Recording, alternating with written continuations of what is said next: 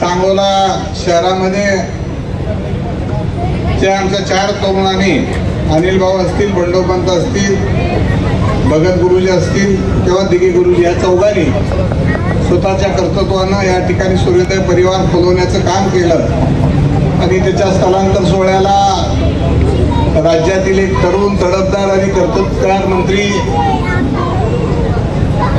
राज्याचे ग्रामीण विकास मंत्री आणि आपल्या जिल्ह्याचे लाडके पालकमंत्री आदरणीय जयभाऊ गोरे,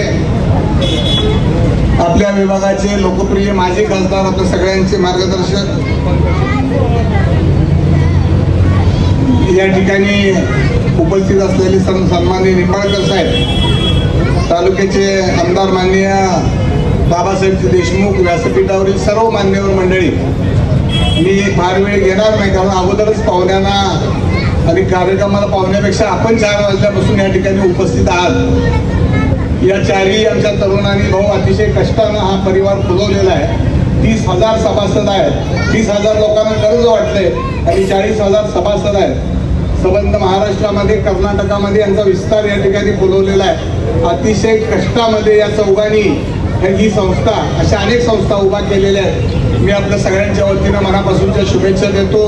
भाऊ, आपल्या धावपळीच्या वेळेतून तुम्ही आणि खासदार साहेब ह्या सांगोल्याच्या कार्यक्रमाला उपस्थित राहिला त्याबद्दल मनापासून स्वागत करतो, शुभेच्छा देतो आणि थांबतो। धन्यवाद। जय हिंद, जय महाराष्ट्र।